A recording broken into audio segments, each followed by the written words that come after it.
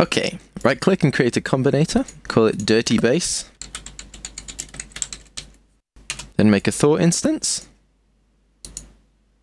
initialize it,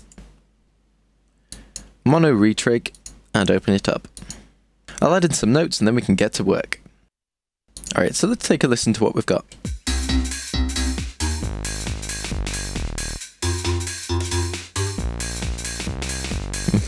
And up.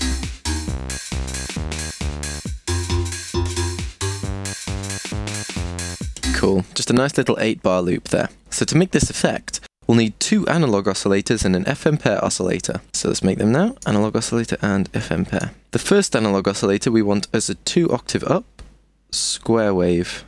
Remember, for the square wave, turn the pulse width to the center there.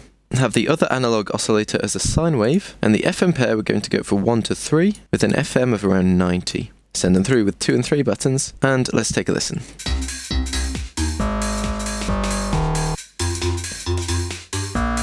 Yeah, that's already sounding quite dirty, but we're going to make it much dirtier. Turn the resonance up in the filter to about 40, just to give it a bit more high end, and then do the old LFO routing trick. Can you remember how? Turn on the tempo sync for LFO1, make sure you're happy with the rate. I'm going to leave it like that just for now. And then in the modulation bus routing section, LFO1 as the source, minus 100 as the amount because we want it on the beat, and filter 1 frequency. So let's have a listen. Speed up the rate a little bit.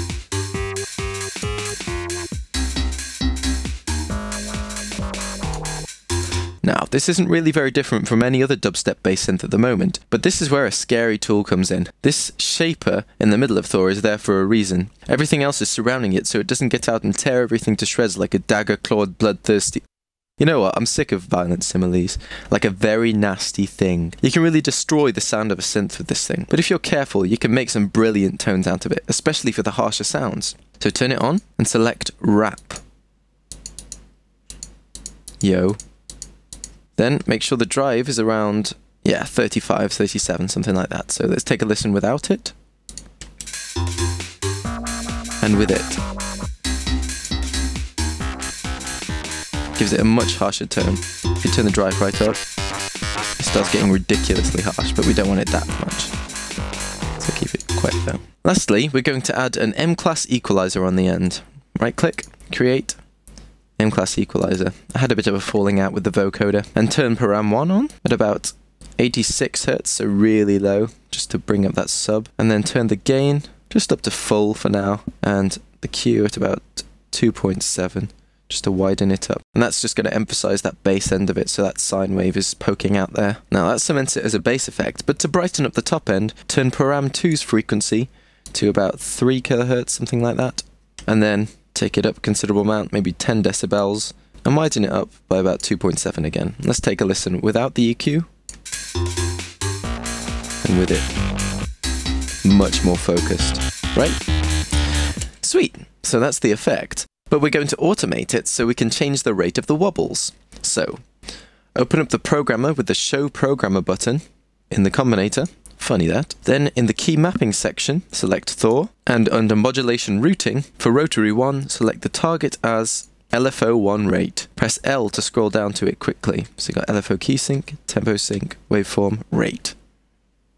Now, hide the programmer, just so it's still a bit tidy, and then right click rotary 1 and click edit automation. Then, if we go into the sequencer, using the pencil tool, we can draw an area and double click it, and then draw in an envelope defining the rate we want. So if we have a listen to that now. Okay, that's just terrible. But if you're a bit more precise, since on tempo sync mode only a few settings are available, this way you can change the wobble speed pretty easily. So I'll do that now. So let's take a listen to what we've got.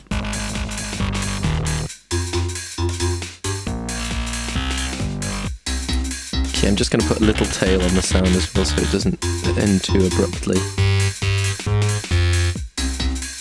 Sweet. So let's take a look at those notes. Notes-wise, I've gone for a cheesy little riff here again, just because I know that everyone else that uses this patch will make some awesome, evil-sounding progression, and I felt the need for balance in the Bassline universe. It's call and response again with the other synth, so we've got the first synth, and then this one. In fact, it's kind of call and response of call and responses, because we've got two instances of lower notes, and then these higher notes up here. Which I think is pretty cool. Okay, so there we have it. A house-esque bass line with more square waves than a fishing game on the original Game Boy, and a wobble bass that's wrapped more dirtily than a meal at your local chippy. Tune in tomorrow for day 5, where I'll be going through the breakout, including a sweeping pad, a delayed piano, and adding in some pizzicato strings, which make you sound like you know something about orchestral music, but in fact you just overheard your hilariously camp housemate with a degree in music composition talking about them one time. Until then, make something dirty with that wobble bass. It's just crying out for it. Yeah. See you tomorrow, guys. If you found this tutorial useful, help me out by rating this video or posting a comment so other people can find it. And don't forget to check out my website, boyinaband.com. Have a nice day!